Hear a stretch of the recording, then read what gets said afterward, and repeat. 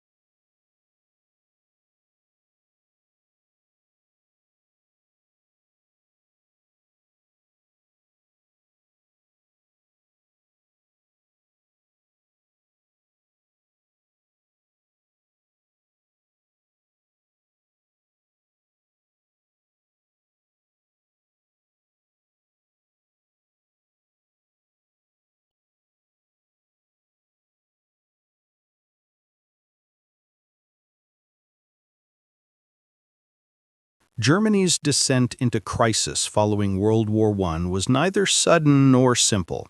It was the result of layered political, economic, and social pressures that accumulated from the moment the armistice was signed on November 11, 1918. As German soldiers returned home from the front, they found a nation unprepared to welcome them, not with victory celebrations or national pride, but with hunger, inflation, and social turmoil. The myth that the German army had been stabbed in the back by traitorous politicians began to spread even before the ink dried on the armistice, feeding a deep sense of humiliation that would prove fertile ground for the rise of extremist movements. To millions of Germans, the war had been lost not on the battlefield, but because of weak civilian leaders who had undermined the nation's strength. This perception, although false, was a critical pillar of the environment in which Adolf Hitler later emerged as a political force. The political structure of post-war Germany was built on fragile foundations. The Kaiser had abdicated, the monarchy had collapsed, and the nation was suddenly thrust toward democracy under the newly formed Weimar Republic. For many Germans, the concept of democracy itself was foreign and unwelcome. The new government inherited not only responsibility for the armistice, but also the obligation to negotiate peace. Those who signed and defended the Treaty of Versailles quickly became lightning rods for public anger. The treaty's terms were punitive, crippling war reparations payments, the loss of valuable industrial territories, massive military restrictions, and the war guilt clause that placed full blame for the conflict on Germany. Whether or not the treaty was truly fair was irrelevant to the millions who felt personally betrayed by the agreement. Rage simmered across all sectors of society, turning the Weimar government into a target of constant public frustration. Economically, post-war Germany found itself in a downward spiral. The reparations demanded by the Treaty of Versailles strained a nation already struggling to recover from wartime devastation.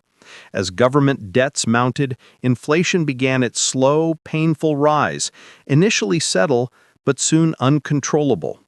By 1923, Germany plunged into one of the worst episodes of hyperinflation in world history. Prices doubled by the hour. A loaf of bread that cost a few marks before the war eventually cost billions. Life savings evaporated overnight. Elderly Germans who had faithfully stored wealth for decades found themselves destitute. The middle class, once the stabilizing force in German society, collapsed under the weight of worthless currency. Women pushed wheelbarrows full of banknotes to buy food. Workers were often paid twice a day so they could rush to spend their wages before their value shrank further. This economic catastrophe left deep psychological scars, fueling resentment and creating a population desperate for stability and strong leadership. Socially, the German population struggled with both moral disorientation and violent conflict. Paramilitary groups sprouted across the country. Freikorps, communist militias, and nationalist vigilantes, each fighting for control of Germany's future. Street battles between the far left and the far right became commonplace. Assassinations of politicians were frequent as extremist groups sought to destabilize the republic. Veterans, disillusioned and traumatized by the war, returned to a society that no longer seemed to value their sacrifice. Many felt alienated and purposeless, drifting toward organizations that promised brotherhood, discipline, and a renewed sense of national pride. The government tried to maintain order, but with limited trust, limited authority, and limited resources, it struggled to contain the escalating unrest. Culturally, the Weimar Republic experienced a contradictory blend of creativity and instability. Berlin became a center of artistic experimentation, cabarets, modernist art, and avant-garde films, and daring new social movements flourished. But while some celebrated this cultural dynamism, traditionalists viewed it as evidence of moral decay. To conservative Germans, the Republic had unleashed chaos, sexual liberalization, artistic degeneracy, and challenges to long-standing social norms. These cultural shifts intensified the divide between those who embraced modernity and those who longed for a return to the perceived order and dignity of the pre-war era.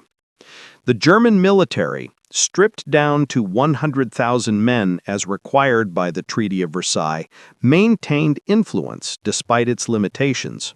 Although its power was reduced, its prestige remained intact. Many Germans continued to revere the army as the purest symbol of national strength. The military leadership distanced itself from the Republic, subtly encouraging the narrative that civilian politicians, not military strategy, were responsible for Germany's defeat.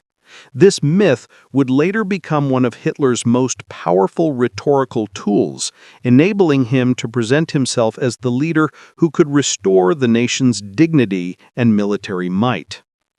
The early years of the Weimar Republic were marked by attempts at stability, but each period of calm proved temporary.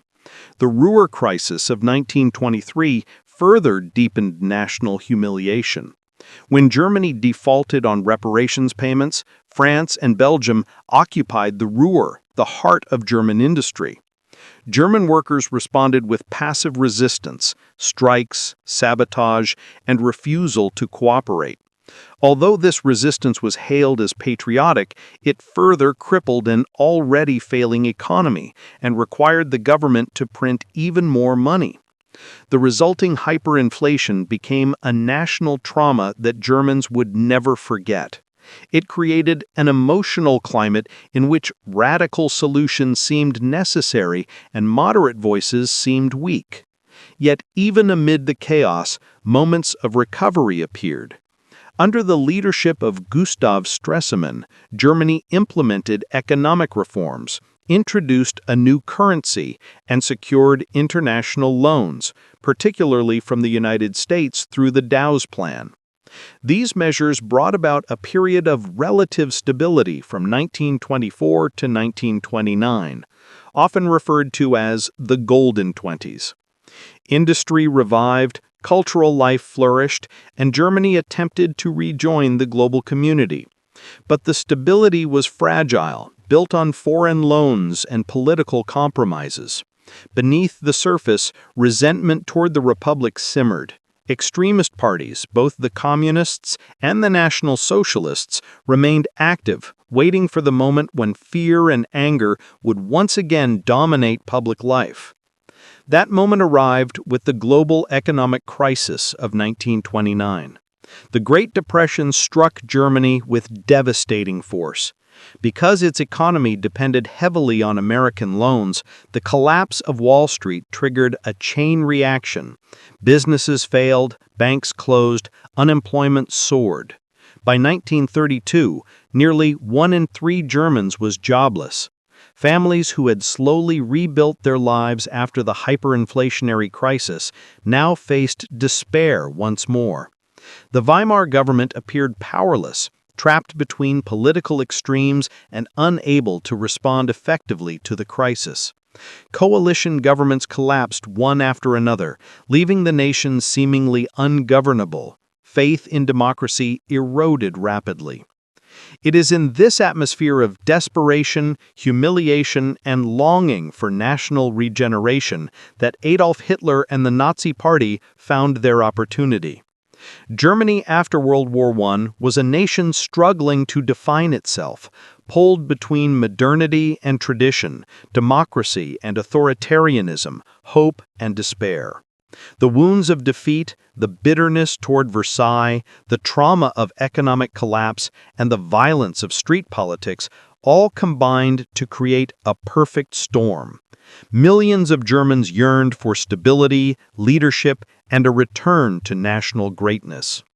This collective yearning made the population vulnerable to the promises of a man who claimed he could restore pride, revive the economy, crush enemies within, and lead Germany back to glory.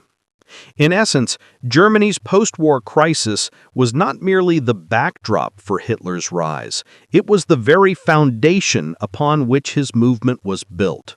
Without the despair of 1918, the resentment toward Versailles, the trauma of hyperinflation, and the hopelessness of the Great Depression, Hitler might have remained a fringe agitator rather than a dominant political force. Hitler's rise from an unknown, unemployed veteran to the leader of Germany was neither accidental nor inevitable. It was a transformation shaped by Germany's political chaos, his own relentless ambition, and his extraordinary ability to exploit emotions, anger, fear, humiliation, and hope. This chapter traces his journey from the aftermath of World War I to January 1933, when he became Chancellor of Germany. While the period spans just 14 years, it encompasses dramatic turning points that reshaped German politics and set the world on the path toward catastrophic conflict. Hitler's political life began in Munich, a city simmering with resentment, revolutionary upheaval, and political violence. After the war, he had returned as a drifting ex-soldier with no stable income or direction, but the army, still influential despite restrictions, kept him on as an informant tasked with monitoring radical groups. During one such assignment in 1919, he attended a meeting of the German Workers' Party, DAP. The small, obscure party had barely a dozen members, yet Hitler felt drawn to its nationalist, anti-communist, and anti-Semitic ideas.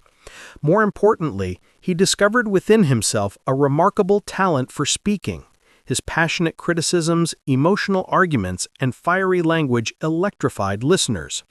Anton Drexler, the party's founder, quickly recognized Hitler's potential and urged him to join. This moment marked the beginning of a political journey that would soon propel Hitler to national prominence. Within months, Hitler became one of the DAP's most active members.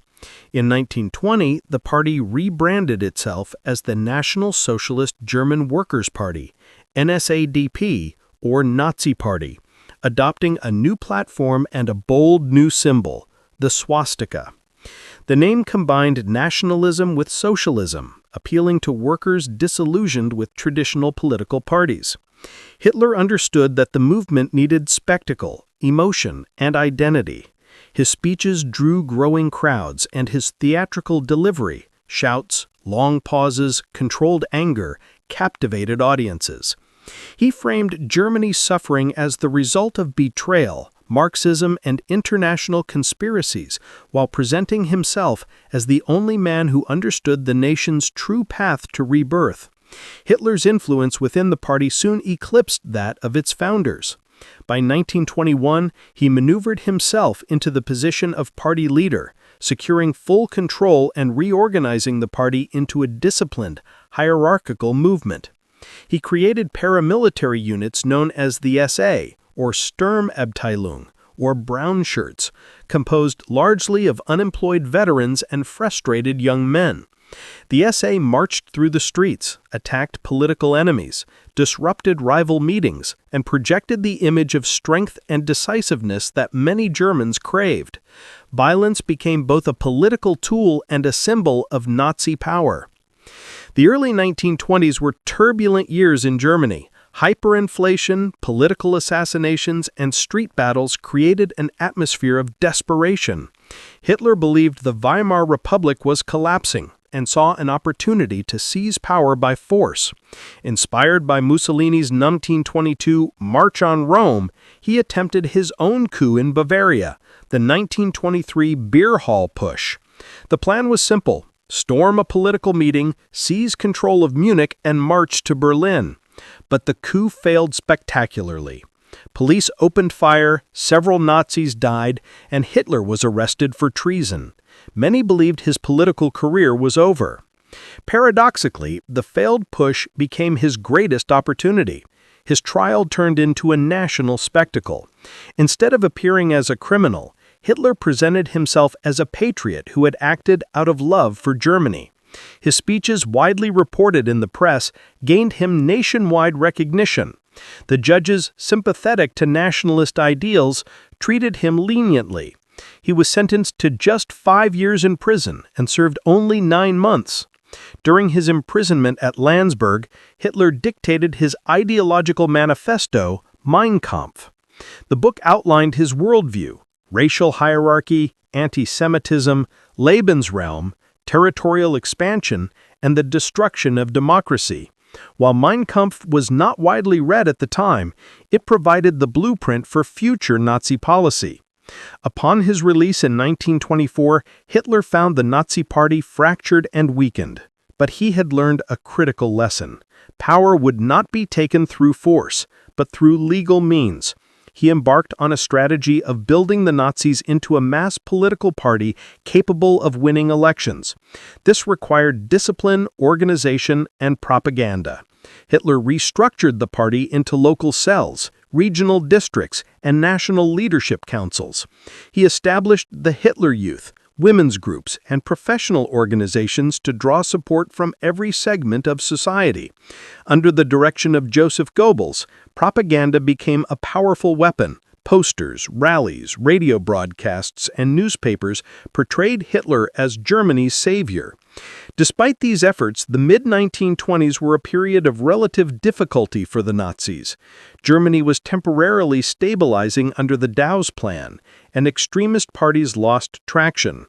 In the 1928 election, the Nazis received only 2.6% of the national vote, far from a major political force. But this moment of stagnation would not last. Everything changed with the onset of the Great Depression in 1929. Economic collapse swept through Germany with devastating speed. Banks failed, businesses closed, and unemployment soared. Millions of Germans felt abandoned by the traditional political parties, which seemed paralyzed and unable to provide solutions. Fear and despair dominated public life. Hitler capitalized on this crisis masterfully. He framed the Nazis as the only party capable of rescuing Germany from chaos. His speeches offered simple explanations for complex problems. The Republic was weak, democracy was broken, the economy was controlled by foreign interests, and Marxists threatened the nation from within. He promised jobs, stability, national pride, and a return to greatness. The Nazis' electoral breakthrough came in 1930, when they leapt from 12 seats in the Reichstag to 107. They became the second largest party, transforming Hitler into a central figure of German politics. The party's membership surged. SA marches filled the streets. Propaganda spread into every village. Hitler flew across the country using airplanes, a novelty at the time, to hold multiple rallies a day. His image became omnipresent. By 1932, Germany was politically paralyzed. No party held a majority and governing coalitions repeatedly collapsed. President Paul von Hindenburg, a revered World War I general, distrusted Hitler but could not ignore his popularity.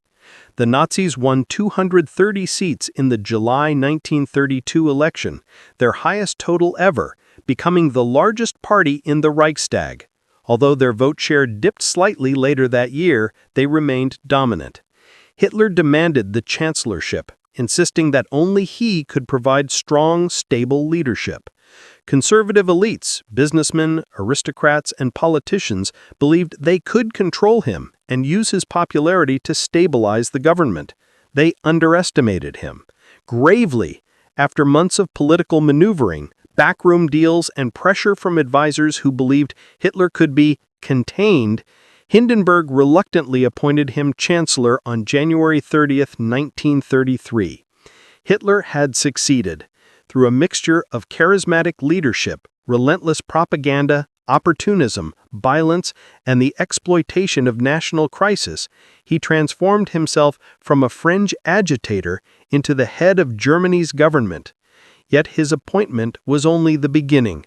The democracy he entered would soon be dismantled from within, setting the stage for dictatorship. The appointment of Adolf Hitler as Chancellor on January 30, 1933, did not immediately grant him absolute power. The Weimar Constitution was still in place, political parties still operated, and President Paul von Hindenburg still held final authority. But Hitler understood that true power required the destruction of democratic constraints, the silencing of opposition, and the complete reshaping of Germany's political landscape. Over the next 18 months, he would transform a fragile democracy into a totalitarian dictatorship. This period, swift, brutal, and meticulously orchestrated, stands as one of the most significant political takeovers in modern history. The first major turning point came just 4 weeks after Hitler took office. On February 27, 1933, the Reichstag building in Berlin was set ablaze. The fire was catastrophic, destroying the main chamber and shocking the nation. A Dutch communist, Marinus van der Lubbe, was found at the scene and quickly arrested.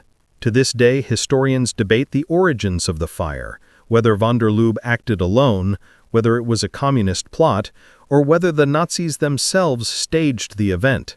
But what mattered most was how Hitler used the crisis. He immediately declared that the fire was the beginning of a communist revolution and pressured Hindenburg to sign the Reichstag fire decree. This decree suspended civil liberties, allowing the government to arrest political opponents, censor the press, and conduct warrantless searches. Overnight, Germany drifted into an atmosphere of fear, where public criticism could result in imprisonment. In the days following the decree, thousands of communists, socialists, and other political enemies were arrested. The SA, acting with increasing boldness, stormed offices, terrorized neighborhoods, and intimidated voters. With the opposition weakened, Hitler prepared for the March 5, 1933 election, a critical moment in his quest to secure a parliamentary majority. Although the Nazis did not win an outright majority, they secured 43.9% of the vote, their highest in a free election. Combined with their nationalist allies, they controlled enough seats to begin reshaping the political system. The next step was passing the Enabling Act, the most decisive legal measure in the creation of the Nazi dictatorship. The act would allow Hitler and his cabinet to enact laws without the approval of the Reichstag or the president, effectively dismantling parliamentary democracy. To pass it, Hitler needed a two-thirds majority. The Nazis used intimidation, arrests, and propaganda to ensure support. Many opposition deputies were already imprisoned or too terrified to appear. On March 23, 1933, in the Kroll Opera House, surrounded by armed SA men, the Reichstag voted overwhelmingly in favor of the Enabling Act. Only the Social Democrats dared to oppose it. With its passage, Hitler obtained the constitutional authority to rule by decree. Democracy in Germany had effectively ended. Once empowered, the Nazis moved swiftly to dismantle every pillar of the democratic state. Political parties were the first to fall. The Communists were already banned. The Social Democrats were outlawed shortly after. Other parties dissolved under pressure or were forcibly disbanded. By July 1933, the Nazi Party became the only legal political organization in Germany. Trade unions were seized, their leaders arrested, and their assets absorbed into the German labor front, stripping workers of independent representation. The Gleichschaltung process, Hitler's systematic effort to bring all institutions under Nazi control, extended into every corner of society. State governments were dissolved and replaced with Nazi-appointed officials. Civil servants were purged, particularly Jews and political dissenters, ensuring that administration at every level served the party's goals. Teachers, judges, police officers, journalists, and university professors were required to align with Nazi ideology or face dismissal. Newspapers fell under strict control, with Joseph Goebbels' Ministry of Propaganda dictating the narrative. The SA, emboldened by early political victories, believed it would become the backbone of the new Nazi state. Its leader, Ernst Röhm, envisioned the SA replacing the traditional army and creating a people's militia. This ambition alarmed both the military leadership and Hitler himself. The army remained a powerful institution whose support was essential to Hitler's long-term plans, especially his vision of military expansion. To secure the army's loyalty, Hitler needed to eliminate the SA's influence. This conflict culminated in the Night of the Long Knives, from June 30th to July 2nd, 1934. In a swift and deadly purge, Hitler ordered the SS, led by Heinrich Himmler, to arrest and execute Röhm and other SA leaders. Many additional political opponents, both real and imagined, were also killed. Though brutal, the purge achieved its purpose. The army pledged loyalty to Hitler, and the SA was permanently weakened, while the SS rose as the dominant force within the Nazi state. 2 months later came the final step in Hitler's consolidation of power. On August 2, 1934, President Hindenburg died. Hitler immediately merged the positions of Chancellor and President, proclaiming himself Führer and Reich Chancellor. The army was required to swear an oath not to Germany, but to Hitler personally, a symbolic yet profound moment. With no rivals, no checks on his authority, and no legal constraints, Hitler became the absolute ruler of Germany. By 1934, Hitler's dictatorship was fully established. Through a combination of legal manipulation, terror, propaganda, and political opportunism, the Nazis had transformed Germany into a one-party, totalitarian state. The speed of this transformation was astonishing. In just 18 months, a functioning, if fragile, democracy collapsed into a regime defined by absolute obedience, racial ideology, and state-sponsored violence.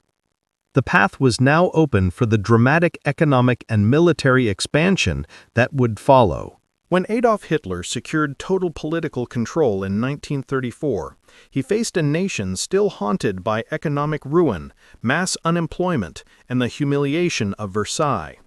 To transform Germany into a formidable power, he needed not only ideological conformity, but also economic resurrection and military rebirth. What followed was a sweeping program of economic restructuring, state intervention, and covert rearmament that reshaped German society and prepared the nation for war. This chapter explores how Hitler revived the German economy, mobilized the population, and rebuilt the military in defiance of international treaties. Germany entered the 1930s with unemployment rates near 30%. Millions of families lived in poverty, industries were paralyzed, and agriculture was collapsing. Hitler's promise to restore jobs and national pride was central to his appeal, and once in power, he moved aggressively to deliver visible results. His plan was not rooted in conventional economic theory, but in political strategy. Reduce unemployment, expand state control, eliminate labor opposition, and prepare the nation for military conquest. One of the first steps was the creation of massive public works programs. These initiatives provided immediate employment and generated an atmosphere of national renewal. The most famous of these was the construction of the Autobahn, a national highway network that symbolized modernity and efficiency. Although its economic impact was smaller than Nazi propaganda claimed, the Autobahn became a powerful symbol of revival. Alongside road construction, the regime launched housing projects, bridge building, land reclamation, and infrastructure expansion, all of which provided jobs for hundreds of thousands. Equally important was the dismantling of independent labor representation. Trade unions were abolished in 1933 and replaced by the German Labor Front, DAF, controlled by the Nazi Party. Workers lost the ability to strike, negotiate wages, or challenge employers.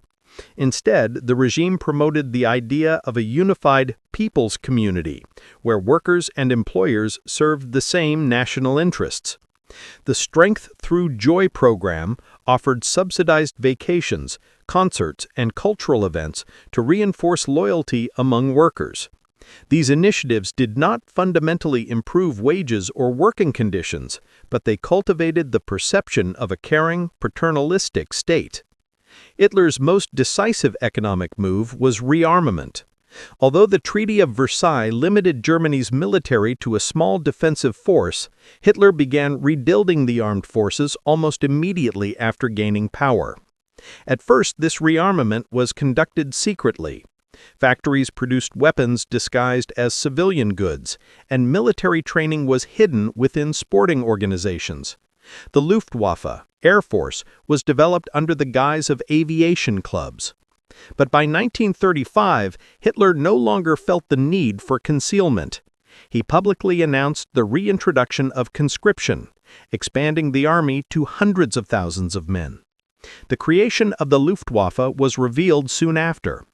These announcements shocked the international community, but encountered little resistance. Rearmament had enormous economic implications. It absorbed millions of unemployed workers, revitalized the steel, coal, and chemical industries, and stimulated technological innovation. Entire sectors of the economy became dependent on military contracts. The regime also invested heavily in synthetic materials, rubber, fuel, and fibers to reduce reliance on foreign imports. This autarkic vision aligned with Hitler's long-term goal of territorial expansion, which he believed was necessary for Germany's survival and independence. Agriculture also underwent significant restructuring. The Nazis promoted an idealized vision of the German peasantry as the racial backbone of the nation. Policies such as the hereditary farm law attempted to preserve rural farms by prohibiting their sale or division. While these measures aimed to strengthen rural Germany, they often hurt farmers by restricting their economic flexibility. Nevertheless, the regime's glorification of rural life served ideological purposes, reinforcing the image of a pure, rooted German people. Despite the appearance of prosperity, the Nazi economy was not stable. Much of the growth relied on deficit spending, hidden debt, and the anticipation of future plunder through conquest. Germany imported far more than it exported, and foreign currency reserves dwindled rapidly. By 1936, the regime faced a serious economic crisis. To address this, Hitler initiated the Four-Year Plan, placing Hermann Göring in charge. The plan aimed to prepare Germany for war within 4 years by accelerating rearmament, expanding raw material production, and tightly controlling industry. Under Göring's direction, the state took increasing command over economic decisions, particularly in sectors essential for warfare. While the economy expanded, so did the militarization of everyday life. Propaganda celebrated soldiers, weapons, and national strength. Boys were trained in the Hitler Youth, learning discipline, physical fitness, and military skills. Schools emphasized obedience, nationalism, and racial ideology. The regime systematically shaped a generation psychologically prepared for war. International reactions to Germany's military expansion were inconsistent. Britain and France protested Hitler's violations of the Treaty of Versailles, but took little action. Many Western leaders underestimated Hitler's ambitions or believed that accommodating Germany would preserve peace. Hitler skillfully exploited this hesitation.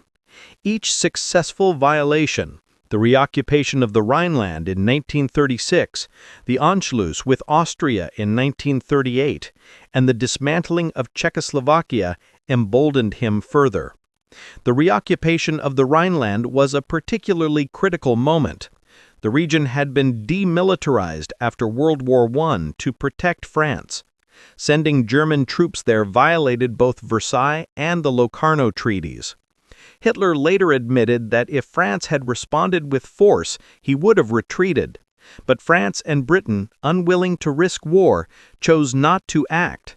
This inaction convinced Hitler that the Western democracies lacked the resolve to stop him. By the late 1930s, Germany was transformed. Its economy was geared toward war, its industries worked at full capacity, and its military had become one of the most powerful in Europe. Unemployment had dropped dramatically, national pride had surged, and Hitler's popularity soared. To many Germans, he appeared to have delivered on his promises: stability, jobs, and national revival. But beneath the surface, the price was devastating. Political freedom had been extinguished, dissent crushed, and an entire society reshaped through fear, propaganda, and indoctrination.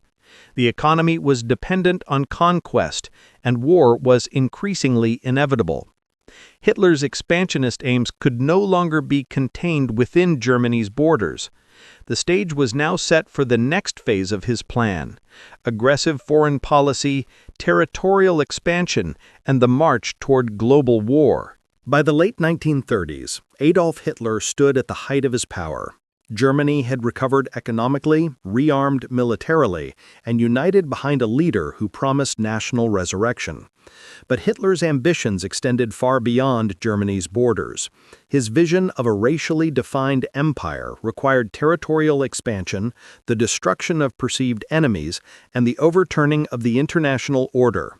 This chapter traces how Hitler's foreign policy, calculated, aggressive, and increasingly reckless, moved Europe step by step toward global war. Hitler's foreign policy goals were outlined long before he came to power. In Mein Kampf, he denounced the post-World War I settlement, called for the unification of all ethnic Germans, identified Jews and communists as existential threats, and insisted that Germany required Lebensraum, living space, in Eastern Europe. These ideas shaped every foreign policy decision he made once in power, but Hitler understood that Germany was not immediately ready for war in 1933. His strategy, therefore, combined deception, opportunism, and calibrated aggression. He would expand German power gradually, testing the responses of Britain, France, and other nations. The first phase of Hitler's foreign policy focused on breaking free from the restrictions imposed by the Treaty of Versailles. Rearmament was central to this goal, and as Germany's military strength grew, Hitler became more brazen on the world stage. In 1933, Germany withdrew from the League of Nations and the Geneva Disarmament Conference, signaling that it no longer accepted international constraints. In 1935, Hitler announced the existence of the Luftwaffe and reintroduced conscription, openly violating Versailles. Britain responded by signing the Anglo-German Naval Agreement, allowing Germany to build a navy up to 35% the size of Britain's fleet. Though intended as a compromise, the agreement effectively endorsed German rearmament and encouraged further defiance. The next major step came in 1936 when Hitler ordered German troops into the Rhineland, a demilitarized zone since the end of World War I. The move was a direct violation of the Versailles and Locarno treaties. German forces entered cautiously, ordered to retreat at the first sign of French resistance. But France, facing internal political turmoil and hesitant to act without British support, did nothing. Britain insisted that Germany was simply entering its own backyard. Hitler later said that if the French had opposed him, we would have had to withdraw with our tails between our legs. Instead, the successful reoccupation emboldened him and transformed his image in Germany into that of a master strategist. With Germany's borders secure and its military growing, Hitler turned to forming alliances that aligned with his ideological goals. He found a natural partner in fascist Italy, led by Benito Mussolini. After initial tensions over Austria, the two regimes grew closer. By 1936, Germany, Italy, and Japan formed the Anti-Comintern Pact, united by mutual hostility toward communism and the Soviet Union. These alliances laid the foundation for the Axis powers that would dominate the early years of World War II. Hitler's most dramatic moves began in 1938, driven by his desire to unite all ethnic Germans under one Reich. Austria was the first target. For years, Hitler had sought Anschluss, the annexation of Austria. In March 1938, under heavy pressure, Austrian Chancellor Kurt Schuschnigg agreed to a plebiscite on independence. Fearing a result that would undermine his aims, Hitler sent German troops into Austria. The invasion met no resistance. Crowds cheered as he entered Vienna, and Austria was incorporated into Germany. The Western democracies protested but took no action. This bloodless victory convinced Hitler that boldness would be rewarded. The next major target was Czechoslovakia, particularly the Sudetenland, a region with a significant ethnic German population. Hitler claimed that Sudeten Germans were being oppressed and demanded control of the territory. The Czech government, supported by France and the Soviet Union, refused. Europe seemed on the brink of war, but British Prime Minister Neville Chamberlain, eager to avoid conflict, flew to Germany to negotiate. The result was the Munich Agreement of September 1938, in which Britain and France agreed to cede the Sudetenland to Germany without Czech participation. Chamberlain returned to London declaring, "Peace for our time," but the agreement was widely criticized as appeasement. Hitler viewed it as confirmation that the Western powers lacked the will to stop him. In March 1939, Hitler broke his promise by occupying the rest of Czechoslovakia. This move shattered the illusion that his ambitions were limited to uniting ethnic Germans. It became clear that he sought domination over Europe. Britain and France finally responded firmly, guaranteeing Poland's independence in the event of German aggression. Hitler, however, dismissed these warnings. He had already turned his attention eastward. To prepare for war, Hitler took one of the most surprising diplomatic steps of the era, the Molotov-Ribbentrop Pact, a non-aggression treaty with the Soviet Union, signed in August 1939. The agreement shocked the world, given the Nazis' deep hatred for communism, but each side had strategic motives. Germany secured its eastern flank, allowing Hitler to invade Poland without fear of Soviet intervention. The Soviet Union gained time to rebuild its military and secured territorial concessions in Eastern Europe. A secret protocol divided Poland, the Baltic states, and parts of Romania between the two powers. With Stalin neutralized and the Western democracies divided, Hitler prepared for the next move. On September 1, 1939, Germany invaded Poland using blitzkrieg tactics, fast, coordinated assaults combining aircraft, tanks, and infantry. The attack was swift and devastating. 2 days later, Britain and France declared war on Germany, marking the beginning of World War II. Although the United States remained officially neutral, the conflict quickly escalated into a global struggle. Hitler believed that his foreign policy victories had proven his strategic genius. He had rebuilt Germany's power, seized territory, and outmaneuvered foreign leaders. But his calculations were increasingly driven by ideological fanaticism rather than rational strategy. The invasion of Poland ignited a war far larger and more destructive than he anticipated. His aggression had set in motion forces that would ultimately consume Germany and reshape the world. Germany's rise under Hitler, once seen by many Germans as a miraculous revival, would soon bring unprecedented destruction. The road to global war had been paved through calculated aggression, daring gambles, and the catastrophic misjudgment of a dictator whose ambitions exceeded all limits.